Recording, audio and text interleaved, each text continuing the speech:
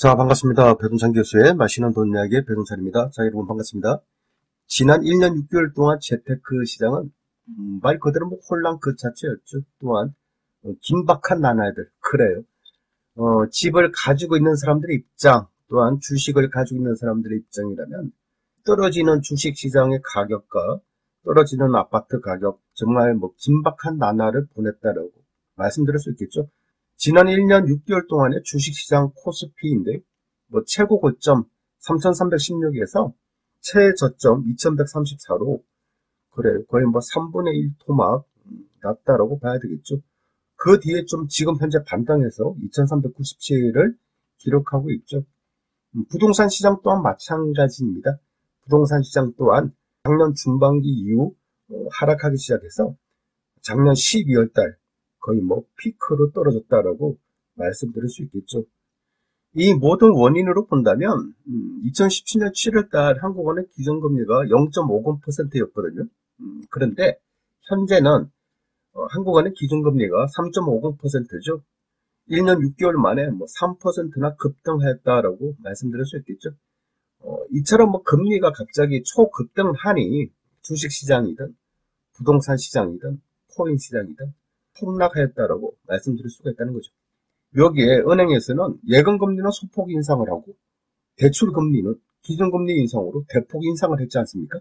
그러니 예금금리는 3 내지 4%를 주고 대출금리는 7 내지 8%를 주니까 이건 서민들 입장에서는 은행 예금은 조금 주고 대출금리는 비싸게 때리고 그러니 서민들의 가정경제가 더 나빠졌다.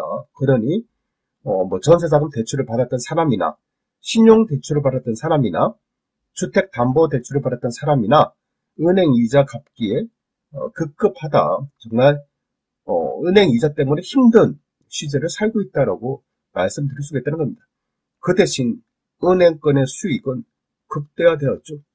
여기에 정부는 이제 강력한 금융 개입을 시작했다라고 말씀드릴 수 있겠죠.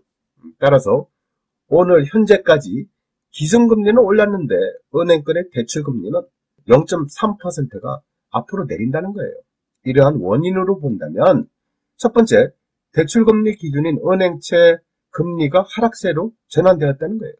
지난달 초에는 대출금리 기준금리가 4.75%에서 이번 달 13일에는 3.91%로 약 한 1% 가까이 하락세로 대출금리 기준이 이처럼 떨어지고 있다는 얘기죠. 그리고 두 번째로 본다면 금융당국과 정치권의 은행권에 대한 압박이라고 봐야 되겠죠. 앞서 말씀드렸죠. 예금금리는 3 내지 4%이고 대출금리는 7 내지 8%를 받아대니 결국 은행권에서는 한 채무자당 3 내지 4%의 이자놀이, 돈놀이를 하고 있다는 거 아닙니까? 그리고 성과급 잔치를 벌이고 있고 이러하니 고통부담은 오로지 채무자, 돈 빌린 사람의 목이고 은행은 그냥 이자 잔치만 벌였다는 거예요. 그러니 은행권에서 대출 이자를 낮출 수밖에 없는 그러한 실정이라고 봐야 되겠죠. 여기에 세 번째로 본다면 미국발 금리 급등도 멈추고 있는 추세다. 즉 미국의 소비자 물가지수가 6%로 진입을 하였죠. 이처럼 미국의 물가 상승률이 그만큼 줄어드는 만큼 미국발 금리 급등도 이제는 서서히 좀 멈출 것이다. 멈추는 추세로 흘러가고 있다라고 말씀드릴 수가 있겠죠. 여기에 무엇보다 전 세계적으로 공통된 부분인데 급격한 금리 인상에 따른 경기 침체. 그래요. 우리나라뿐만이 아니라 이처럼 금리가 너무 올라가면 경제가 안 돌아간다는 얘기예요. 경제가 좀 돌아가기 위해서는 금리를 떨어뜨릴 수밖에 없겠죠. 이러한 부분은 우리나라뿐만이 아니라 미국 또한 마찬가지죠. 이제는 이런 부분이 이제 앞으로는 경기 침체가 더 두렵다는 거예요. 따라서 세계 정부는요, 경기 침체에 따른 부작용을 예상하니까 이제는 또 서서히 금리를 올리지 못하는 이러한 분위기 속에 이제 빠져들고 있다라고 말씀드릴 수 있겠죠. 그렇다면 앞으로 부동산 시장은 어떻게 될까요? 저의 개인적인 생각을 말씀드리면 첫 번째로 본다면 급매물이 감소. 어차피 다주택자 양도소득세 감면이 연장됐고 일시적 1가구 2주택 양도소득세 감면 조건이 2년에서 3년으로 연장했지 않습니까? 따라서 양도소득세 세금으로 인한 또한 종합부동산세도 좀 인하되고 있고, 이러한 부분 때문에 이제 세금 무서워서 급하게 팔아야 된다. 양도소득세 중과세 때문에 급하게 팔아야 되는 매물들이 이제는 사라지고 있다는 거예요. 따라서 급매물이 서서히 감소되고 있겠죠.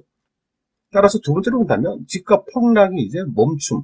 그래요. 집값 하락이 이제 좀 멈출 수 있는 그러한 좀 계기가 되었다라고 이제 말씀드릴 수 있을 것 같아요. 왜냐하면 다주택자들의 꼭 팔아야 되는 물건들이 이제 꼭 팔지 않아도 되는 그런 분위기로 흘러가니까 이제 매물이 감소되겠죠. 매물이 감소된다는 이야기는 공급이 감소되고 있고, 수요는 수요가 그렇다고 증가된 건 아니죠. 수요 감소는 지금도 유지가 되고 있으니까, 따라서 그동안은 공급이 증가되고 급매물이 증가되고 수요가 떨어지니까, 수요가 감소되니까 집값이 폭락했다면, 이제는 급매물 부분에서 매물이 줄어들게 됨으로써 이제 집값 폭락이 좀 멈추는 현상이 일어날 가능성이 증가되었다라고 말씀드릴 수가 있다는 겁니다.